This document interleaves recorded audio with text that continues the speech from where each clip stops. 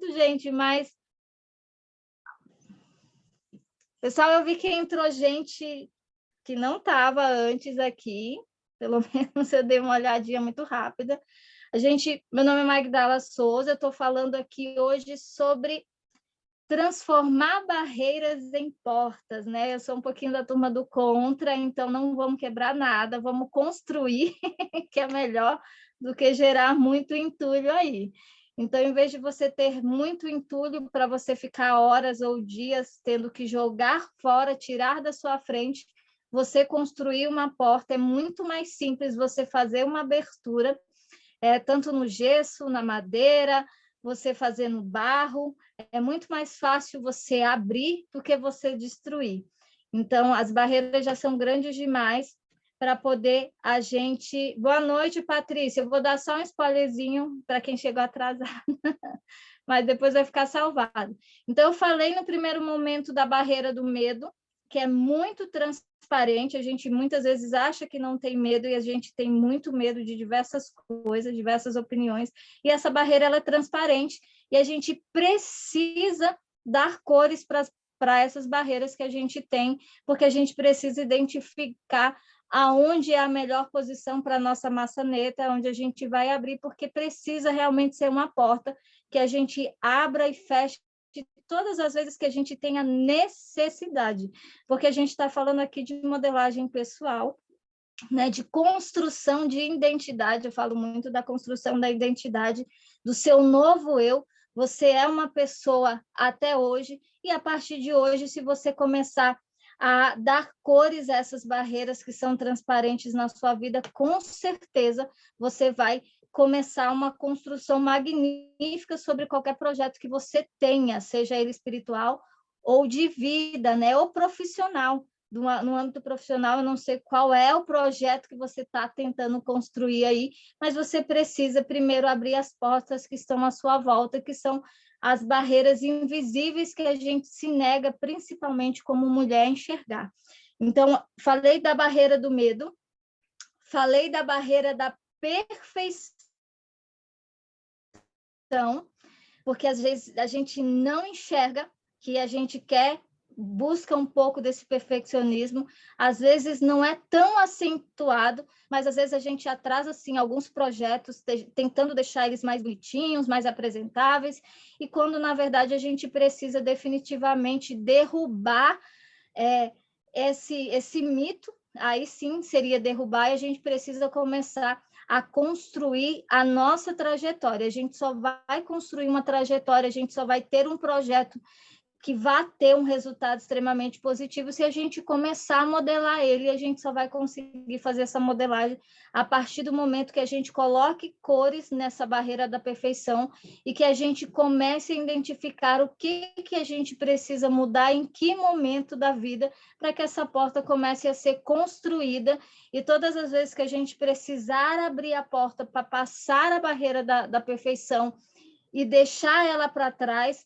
é legal, mas também que a gente possa, muitas vezes, voltar por essa porta e, por alguns momentos, a gente buscar a perfeição em algum projeto que a gente precise dedicar mais, dar uma boa aparência, uma construção diferente. A outra barreira que eu falei, que é muito transparente, que precisa ser uma porta bem colorida, é a da perda, porque às vezes a gente perde um ente querido, às vezes a gente perde um emprego que a gente estava muito cômodo ali naquele emprego, a gente nunca se imaginou fora daquela empresa, e às vezes a gente precisa fazer com que essa barreira ela floresça, porque essa barreira ela é muito transparente. Às vezes a gente acha que superou o luto e a gente nem sequer viveu o luto da perda, porque a gente precisa chorar em alguns momentos, sim, a gente precisa descarregar em alguns momentos. A tristeza ela não é só ruim, a tristeza ela é positiva, porque muitas pessoas precisam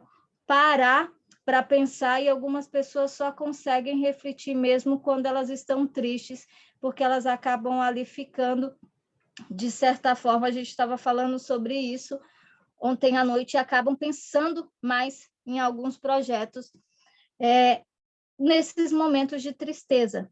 Então, outra barreira que eu falei aqui foi a da culpa, que essa consome nós mulheres.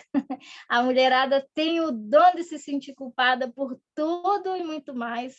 A gente se culpa por uma palavra que falou, a gente se culpa por uma atitude que tomou, por uma atitude que não tomou, e a gente precisa fazer também essa barreira que é transparente, a gente precisa jogar muita cor nela, a gente precisa fazer ela florescer, para a gente começar a construção da nossa porta, para que essa porta ela possa ser aberta e fechada todas as vezes que a gente tem necessidade. A diferença de você transformar as suas barreiras em portas é porque, de qualquer forma, você precisa ultrapassar elas. Mas uma coisa é você construir uma porta, você fazer uma abertura, outra coisa é você tentar destruir um muro. Quanto de entulho você não vai gerar à sua volta e quanto tempo você não vai perder simplesmente tentando tirar aquela pedra do seu caminho, quando, na verdade, você pode muito bem usar aquela pedra todas as vezes que for necessário você visualizar ou você voltar lá no degrau da humildade, porque a gente precisa, sim, ser humilde em todos os nossos projetos, em todos os nossos processos. E a gente só vai começar a colorir essas barreiras e a gente só vai começar a abrir definitivamente essas portas quando a gente ultrapassar a barreira da humildade, porque a gente não pode também ter aquele sentimento de autopiedação, que às vezes as pessoas confundem ser humilde em ser... ter até um senso um pouco de miséria. Às vezes as pessoas acham que a ideologia do dinheiro é ruim e ter dinheiro não é ruim. Você pode ter uma vida próspera, sim. Você ser humilde não quer dizer que você não pode ser próspero, não quer dizer que você não possa ser bem-sucedido no seu trabalho, que você não possa ser bem-sucedido no seu casamento, no seu emprego, no seu projeto de mentoria, no seu projeto de vida. Não quer dizer que você, por ser uma pessoa bem-sucedida, você não é uma pessoa humilde. Essa é uma barreira também muito transparente, ela não é tão forte, é por isso que ela é uma das últimas, mas a gente precisa deixar uma porta na barreira da humildade para que a gente possa abrir essa porta todas as vezes que a gente precisar, deixar, sim, a humildade de lado, que você já imaginou? Eu sou humilde, né? O pessoal confunde, sou humilde.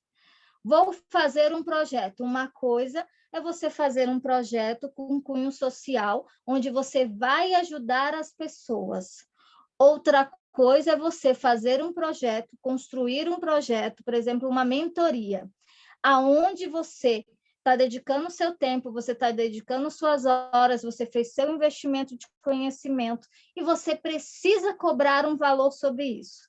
Você já imaginou você ser tão humilde e falar assim, eu não vou cobrar sobre isso? Você acha que você vai aguentar isso até quanto tempo? Você acha que isso vai ser positivo por quanto tempo? E você tem certeza que você está sendo humilde simplesmente porque você está se recusando a cobrar algo que é merecido, que você trabalhou, que você está buscando, que você está plantando, que você precisa sim colher? Então, assim, isso não é humildade. Humildade é você reconhecer todas as vezes que você errou. Humildade é você reconhecer todas as vezes que você precisa de ajuda, sim. Eu prego muito isso.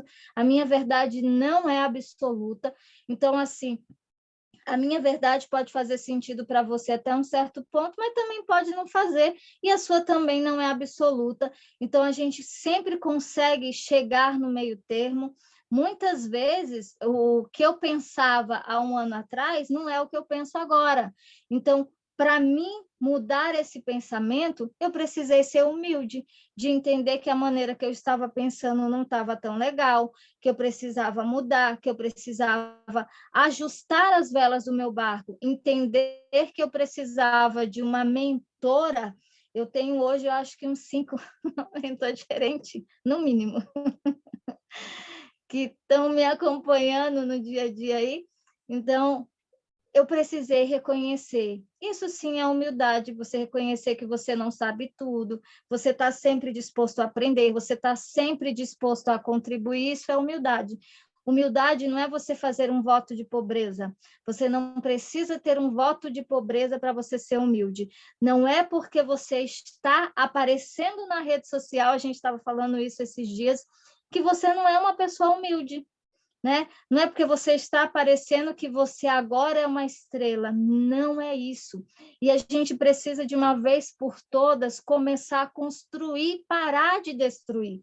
A gente precisa construir portas, a gente precisa começar a construir degraus. Estão jogando pedra em você, maravilha! Use as pedras e comece a construir sua escada para o sucesso. Você precisa de pedras para poder subir a escada. Você precisa começar a sua construção de algum lugar. Então, a primeira coisa que você precisa fazer definitivamente é abrir todas as portas que estão no seu interior. Então, você precisa trabalhar o medo, a perfeição, a culpa, a perda, no sentido emocional, porque a gente perde muito isso. Você precisa... Então, a Cláudia, eu não consigo acompanhar todas as mensagens aqui, gente. Então, se alguém fizer alguma pergunta, me avisa. Eu não consigo acompanhar. Eu estou pelo celular. Então, assim, você precisa, de uma vez por todas, começar a abrir essas portas para começar a iniciar a sua jornada. Você precisa iniciar de uma vez por todas a sua jornada. Eu não sei qual que é a jornada, se é a sua jornada como mãe, se é a sua jornada como mentora, se é a sua jornada como filha, como esposa, se é a sua jornada como empresária de sucesso, mas você precisa começar a construir suas portas para que você tenha a possibilidade de abrir e fechar sempre que necessário, porque você vai precisar abrir em uns momentos e em outros momentos você vai sim precisar fechar, e para que você comece a construir, porque não há nada tão ruim que não se tenha algo positivo sobre essa situação. Eu não sei qual a situação que vocês estão passando hoje, eu não sei qual o projeto de vida que talvez você ache que não deu certo, por algum motivo, por alguma situação, não deu certo para você, ou se você está naquele momento de perda, no momento de luto, isso vai passar, desde que você dê o primeiro passo e que você comece a construir. Quando a gente constrói as coisas, é muito mais gratificante. Você imagina só aquele pedreiro ou aquele ajudante de servente que trabalhou numa obra de um edifício de mais de 20 andares. Ele fez pouca coisa, ele pode considerar pouca coisa, mas uma coisa que é inevitável aos olhos dele é a grandeza do prédio depois de pronto. Então, olha só a diferença. Ele é um ajudante de pedreiro, ele carregou areia, ele carregou pedra, ele ajudou, ele fez o concreto. São coisas pequenas, porque para construir 20 andares, foram preciso muito mais mão de obra, foram preciso marcenaria, foi preciso a parte da pintura, a parte da elétrica. Mas uma coisa ninguém tira daquele ajudante de pedreiro, é o olhar dele para a construção que ele ajudou com as próprias mãos. Então, por mais que seja pequenininho o seu projeto, por mais que seja pequenininho o seu processo, quando você começa a construir, é inevitável, você vai ver a grandeza daquilo que você está fazendo. Se você, por um momento, não enxergar, se você ainda continuar cego por algum momento, mas as pessoas à sua volta vai começar a ver a grandeza, vai começar a ver sua transformação de vida, vai começar a ver que você não é uma pessoa que se vitimiza mais, que você não é uma pessoa que deixa se culpar mais, porque também tem aquela culpa que as outras pessoas jogam e a gente carrega, né? Porque mulher tem uma forte vocação para ter mochila e encher ela, né? Nunca vi isso, gente. Eu trabalho com muita mulher e a mulherada é o tempo inteiro carregando um peso que não é dela. É impressionante. A gente tem o dom de ir lá, nossa mochila já está cheia, a gente vai lá pegar o pezinho da amiga para carregar. E não precisa ser assim. Claro que se nesse momento está assim, eu estou aqui para fazer um convite para vocês, que vocês comecem a construção de vocês, que vocês comecem a abrir as portas de vocês, que vocês comecem a dar cor, né? Essas barreiras, elas são transparentes, comece a reconhecer que todas elas fazem parte da sua vida. Então, você precisa carregar a casa nas costas. Gente do céu, eu tenho 3 filhos, 3 cachorros, sei o que é isso. Não tenho doméstica, então eu sei o que é isso daí. Mas ultimamente eu estou simplificando minha vida. Eu dou uma funçãozinha para cada um, para ajudar no processo. Que a gente não precisa. Às vezes a gente acha realmente que precisa carregar a casa nas costas. E quando a gente fala de casa, não é só a nossa casa, onde a gente dorme, onde a gente come. Muitas vezes essa casa é uma amizade que é sugadora. Muitas vezes essa casa que a gente está carregando é um trabalho que tem um relacionamento abusivo, que você não tem um reconhecimento profissional dentro desse trabalho e você vem carregando isso nas suas costas como se fosse uma mochila com muitos tijolos dentro e a gente precisa parar definitivamente de carregar esse peso. A gente precisa entender que, em vez de você carregar uma mochila cheia de pedras, pega ela, estão atirando em você, opa, maravilha, vamos construir, o que é que você consegue construir com o que estão jogando em você? É uma escada? É o primeiro degrau? Estão atirando o quê? É pedra? Estão jogando areia nos seus projetos? Maravilha, você precisa da areia para fazer o concreto. Você precisa ter uma base sólida, você precisa ser fixada na rocha, você precisa ser verdadeiramente uma base fixada na rocha, porque sua casa não pode estar fixada na areia, porque você não vai poder colocar peso nela. E você sabe, gente, que é inevitável da gente carregar em alguns momentos. Mesmo que a gente fale que não, mas a gente leva, né? Da mãe, do pai, do filho, a gente leva. Então, a gente precisa entender esses momentos. A gente precisa aceitar quem a gente é de verdade, a gente precisa entender e a gente precisa construir.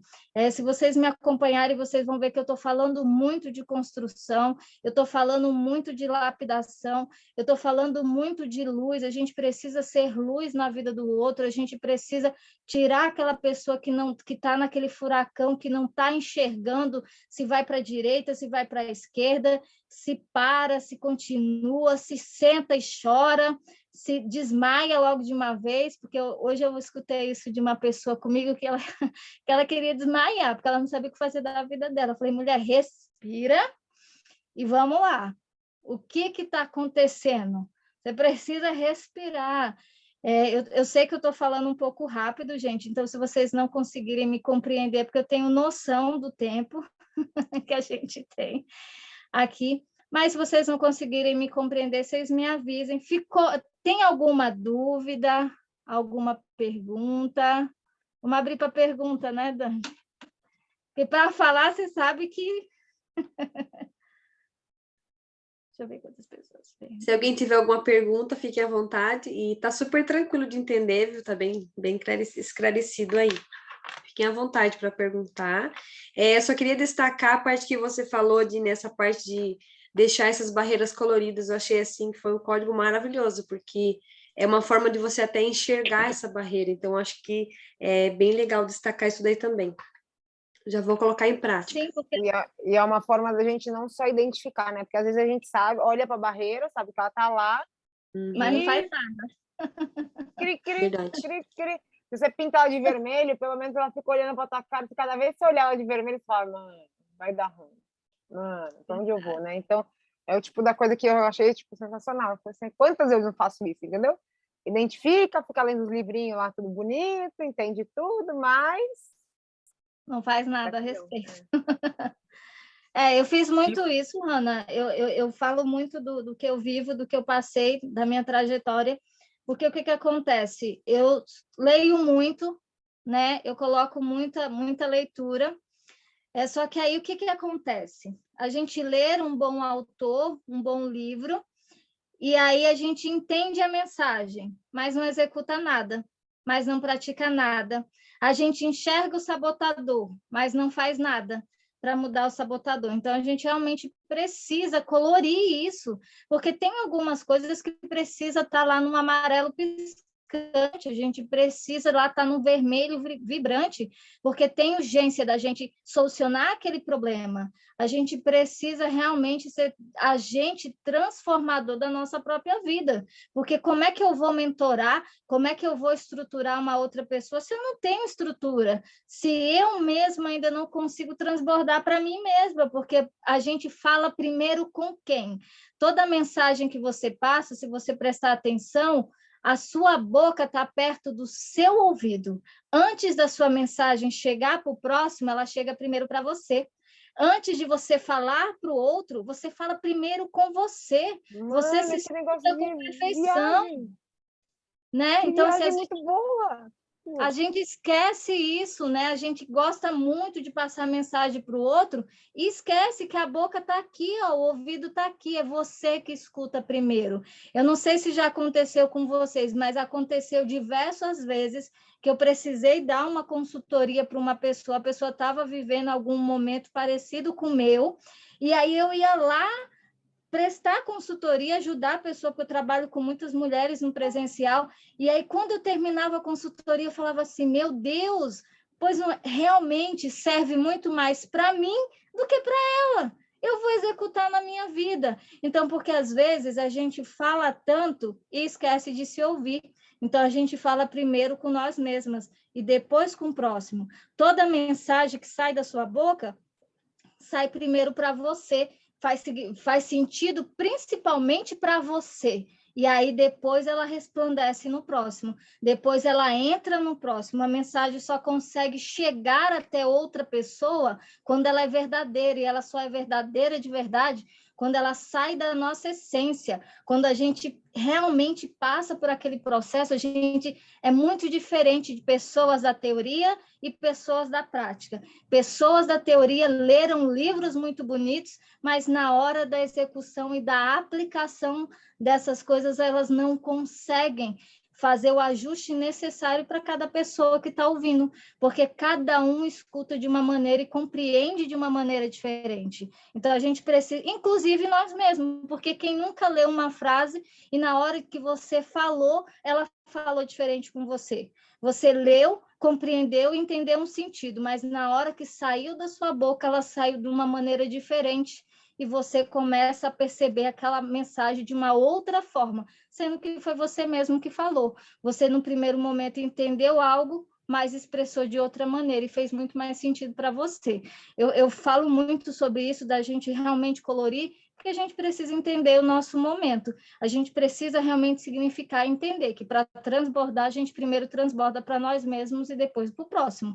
Não tem como eu dar aquilo que eu não tenho. Então, eu preciso ter primeiro para poder eu dar. Meninas, tem perguntas? Francisca, assim, ó, agora eu olhei, Francisca Magdala, olha só, tu colocaste ali, anotar o que mais te dá medo, sabe? Quando tu falaste isso, o que me veio na mente, assim, que a gente, algumas pessoas, não são todas, mas eu vou falar de mim, que é o medo de não ter controle do presente e do futuro, porque às vezes a gente se coloca na barreira ali e acende o sinal vermelho e pinta de vermelho, porque a gente tem o receio de não ter o controle. Entende? É aquela coisa de querer controlar. Quando a gente sabe administrar essa questão do controle, é saber administrar essa emoção assim, ó, eu não tenho controle, mas mesmo assim eu vou fazer. É nesse aspecto, daí é o que me veio na mente na hora. E quando se veio na mente, é porque eu me preocupo com isso, entende? Que veio aquela coisa assim, ó. Sim. Então, assim, às vezes é a síndrome de Deus. Ô, Rafael, deixa ligado aí, por gentileza. Deixa ligado aí. Gente, ao vivo é assim mesmo. Liga a luz para mim, meu querido.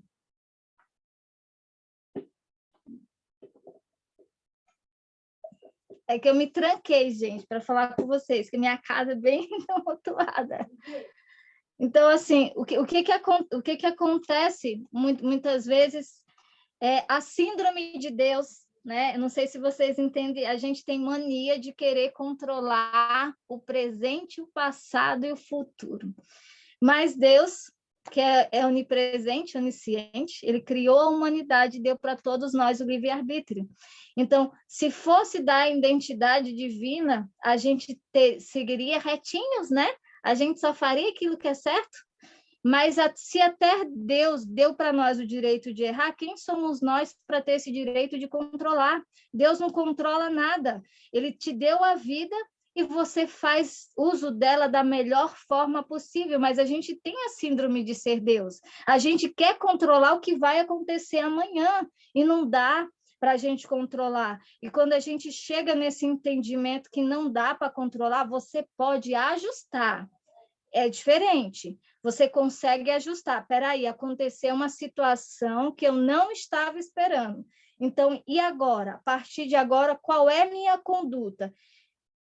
Então, não dá para se preocupar com amanhã, porque o amanhã pertence a Deus, ele não pertence a nós. E o que passou, o que adianta? Gente, eu adoro história, sou uma amante de história. Então, só que assim, o museu é lindo. Tem muita história ali. Agora, fala sério. O que significa aquilo para a sua vida? A não ser uma breve lembrança. E se o seu passado, quando a gente fala do nosso passado, muitas vezes ele serve de seta de direcionamento, porque muitas vezes a gente tomou uma atitude que naquele momento a gente colheu algo que não esperava. Então, agora, no meu presente, eu não vou repetir aquilo do meu passado, mas eu não fico tentando controlar o meu passado, eu não vou conseguir controlar o meu presente e o meu futuro é inimaginável. Quando eu tento controlar o meu futuro, eu estou dando limites para o meu sonho, eu não posso dar limites para o meu sonho. Eu preciso dar asas, eu preciso deixar esse sonho voar, eu preciso deixar ele ir longe. E para esse sonho ser grandioso, você não pode controlar. Porque se você controlar tudo, ou seja, você colocou início, meio e fim. Ou seja, você delimitou aonde você quer chegar. Você pode imaginar aonde você quer chegar e começar a traçar a trajetória. Mas o que vai acontecer durante a jornada, ela não está no nosso controle, não pode estar, porque se ela for uma jornada controlada, a gente já sabe onde vai dar. Então, a gente vai ter um resultado limitado. A gente não pode se prender a um resultado limitado. A gente tem que esperar um resultado grandioso, a gente tem que esperar se surpreender com aquilo que está à nossa volta. Não querer controlar, mas, claro, toda mulher quer, né, quer ser Deus, vamos controlar. Meu filho vai ser médico, porque eu estou falando que ele vai ser médico. Gente, não é bem assim. A gente não controla nem como mãe, nem como esposa. Às vezes a gente queria que o maridinho tirasse a toalha molhada de cima da cama, mas ele não faz, porque a gente não consegue controlar. Vai acabar de novo, né? A Andréia quer fazer uma pergunta. Pode ficar à vontade, Andréia. Não, eu queria falar sobre o que a Cláudia falou. Ela falou sobre o sinal de trânsito, né? E sobre o medo. Realmente eu vejo o medo como uma encruzilhada. É sempre perto de uma decisão que aparece o medo, porque a gente vai ter que ali decidir, né? Só que o sinal do trânsito é assim, ele tem o tempo, né? Vermelho, colorido, né? O amarelo, o verde. Só que se o verde abrir e a gente não caminhar, a gente vai engavetar. A gente vai engavetar o que está atrás de nós. Então, o medo faz a nossa família paralisar também. E a gente lembrar que o medo é isso. O medo sempre ele vai aparecer diante de uma grande decisão que a gente tem que tomar. Ali é rever os nossos conceitos, né, dessa nova decisão que a gente tem que tomar para poder seguir o sinal certo, né? Porque se o sinal abrir, a gente tem que passar, com medo mesmo. É mais ou menos isso. Então, assim, às vezes a gente fala que é o seguinte, eu usava muito a questão do sinal, mas quando a gente fala do sinal, a gente negligencia a barreira, porque é aquilo que você falou, por mais que esteja verde ou vermelho, ou esteja no amarelo piscante, mas a decisão do primeiro passo ela é nossa. A cor ela apenas sinaliza o que talvez a gente pode fazer, que é seguir em frente ou não. é parar ou não. Por isso que é muito melhor, em vez de enxergar... Eu já enxerguei o medo como uma encruzilhada, porque ele só aparece através de uma grande decisão, porque é só na tomada de uma grande decisão que você provavelmente está saindo fora da sua zona de conforto. Então, isso amedronta, isso treme, né? A gente acaba tremendo na base. Mas quando a gente enxerga isso como uma porta, a gente precisa colorir. Aí precisa ter o verde, o amarelo, o azul, todas as cores possíveis do arco-íris, porque a gente começa a diluir esse medo. A gente começa a entender o porquê eu tenho medo dessa decisão, por que eu tenho medo disso e daquilo, porque realmente a mulherada fala demais, a gente é o arrimo do lar, mesmo que às vezes a gente não seja provedora, mas boa parte das decisões são tomadas a partir das nossas iniciativas. Então, a gente não pode deixar isso paralisar. E outra coisa, independente da gente paralisar a nossa família, antes disso, a gente está parando nós mesmos. E nossa família, num dado momento, vai seguir cada um a sua trajetória. Né? Menos os maridos que deveriam ficar, né? Nem todos ficam, mas deveriam ficar. Mas os filhos vão seguir os seus caminhos, vão seguir as suas trajetórias. Então, a gente não pode ter uma vida respaldada só sobre a nossa família. A gente precisa cuidar da nossa família, mas a gente não pode se anular como pessoa. A gente não pode se anular. Então, a gente precisa ser pessoas e entender tudo que a gente está fazendo. E a gente precisa entender o processo primeiro como pessoa. Aí, depois, a gente entende como família, porque a gente consegue ajudar todos os membros da nossa família. Eu acho que vai encerrar, né, Dani? Dani, você vai encerrar agora?